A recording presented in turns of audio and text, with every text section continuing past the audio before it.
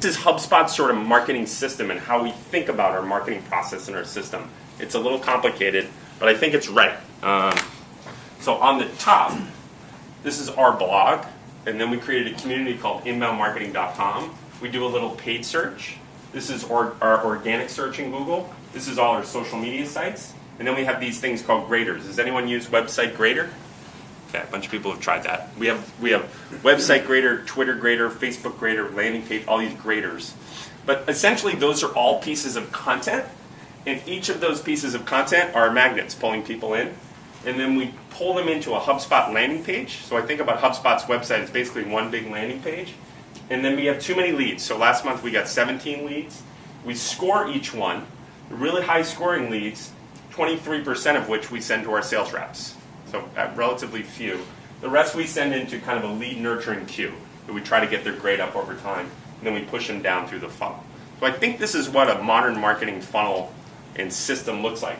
Where I see a lot of people making a mistake is they spend too much time on sort of lead nurturing. They've got their 10,000 person list and they're trying to squeeze every nickel out of that list. The real transformation that's going on in marketing today is really in the top, and it's in content creation and using all that content to pull people in. It's hard to do all this shit when you're in a brand new startup. So we really just did this, and we'd write 3 blog articles a week. It took us about 3 or 4 hours a week to do it. And then we optimized the articles for Google, and then we pimped them on the social media sphere. So it was a few hours a week. As we got more people, we started to do more. The problem with outsourcing stuff today is, I don't know, it used to be, so creativity is at a premium today. So it used to be in advertising. Let's say you're building that ad for Irish Spring for the All in the Family show. You didn't have to be that creative to create that ad because people are going to sit there and watch it anyway. You know what I mean? They're not going to walk up and change their freaking channel from 4 to 7. Today, to write something that breaks through all the noise and moves through Twitter and Facebook and LinkedIn and gets passed around through, it has to be pretty creative because there's so much noise coming in. And it's hard to outsource that creativity. It's hard to outsource, really interesting content. It's hard for a PR company to do that kind of stuff. So you kind of need to do it yourself. And you need to budget time in your schedules to it because you're not used to do it. All this stuff is new. So the way I used to do it is Monday morning, Wednesday morning, Friday morning from 8 to 9:30 was create content time on my schedule, and I just cranked out blog articles. And now I just got in the habit of, I'm always thinking about interesting blog articles. I put the article idea in my iPhone, and I crank them out when I've got time. It's hard to outsource this stuff. And it is also an authenticity problem. So the CEO of Zappos, people know Zappos is such a great story. He's got 1.5 million Twitter followers. And what's so interesting about that is it's his voice and his personality, his authenticity that comes through. And because he's so authentic and it's so much about him, and it's so much about the culture of the company, they're overloaded with candidates that want to join, they're overloaded with customers. He's really used that authenticity. And people can sense when it's not authentic, when you've outsourced it to a PR firm or outsourced it to an intern. You want it to be your unique. I'm a founder. Almost every founder of every company is quirky voice. Quirky works on the internet. Yes, sir. I think one of the things that you might find that helps is maybe outsourcing some of the strategy. Like if you're not really sure what to do, talking to somebody about the things that you should do can really be helpful and help you kind of set, like, I should be doing this writing on 3 days a week and that sort of thing. But the voice really, your business best. No one else is going to be able to recreate that. One other thing I would say, so I wrote a book recently. Well, we started writing the blog, and I'm an engineer. I'm not an English major. I've never really written anything in my life. But I write a couple blog articles a week, and the blog did really well. And so I assumed that I'm a brilliant writer. I called my 8th grade teacher, and I said, I can't think of enough. I'm a brilliant writer. I'm brilliant. I'm a fantastic writer. You gave me a C, but it turns out I'm much better than you thought. And then we wrote the book. Darmesh and I wrote the book. So we're off in the cloud. We went up to Stowe, Mass. and sequestered. So I wrote the book. And then I sent it to the publisher, and I thought for sure the publisher's going to get it, and they're going to set the edits back. There's not going to be a single red line in the whole book. I'm brilliant. I've talked to my 8th grade teacher. I'm the most brilliant writer ever. I get the red lines back, and the whole book is red. I mean, it turns out I'm a terrible fucking writer. It's not about the quality of writing. It's about the quality of ideas. It doesn't have to be Shakespearean prose. It just has to have some interesting ideas. So even if you're in that online backup space and you're not a good writer, if you can write about the industry, what's changing, price points, whatever it would be, you can turn yourself into a magnet on the internet. Any other questions about that one? Okay. This is what our marketing organization looks like, and we're starting to get a little bigger than maybe many of you are.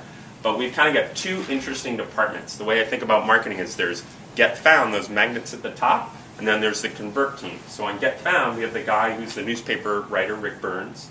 And then we hired a gal named Rebecca Corliss. Rebecca is 23, and she's a fresh grad from BU, and she was a joint marketing sort of performance arts major. And she creates viral videos. That's pretty much all she does. Music videos about marketing, videos that have a chance to go viral.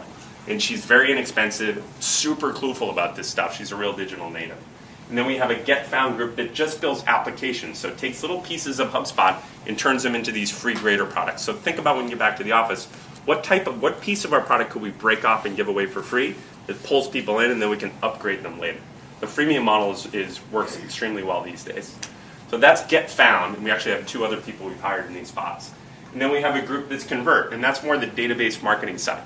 We have 300,000 followers on, 300,000 email address, 100 and something thousand on Twitter, 50,000 or so on LinkedIn, a lot on Facebook, and they manage that group, and they communicate with them, and they pull them deeper into our funnel. They do our webinars. Like we did a webinar 2 weeks ago. There were 12,000 subscribers to it. So they're very clever about how they use that.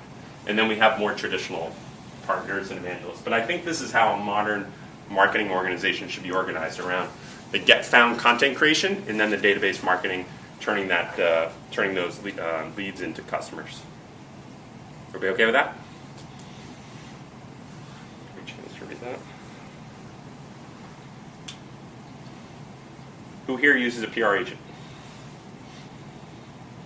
Really?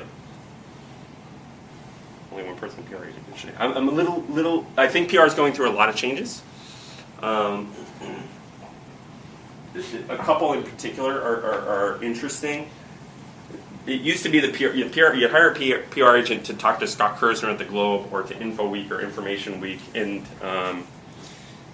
and they needed PR agents to feed them the stories. What's happening today is those editors at those newspapers and those journals, they use Google Alerts and they use Google, so if they're interested in something, they just go find it themselves, and they're blocking out the PR agents.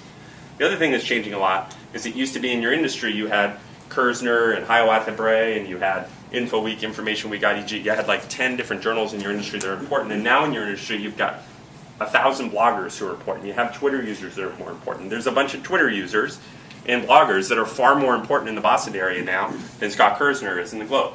And there's too many people for a PR agent to keep track of. So when you meet with your potential PR agent, or you're working with your PR agent, there needs to be a whole new set of metrics around them. They need to be DARC, D-A-R-C enabled. PR agency is changing a lot. So be careful what you do on the PR side.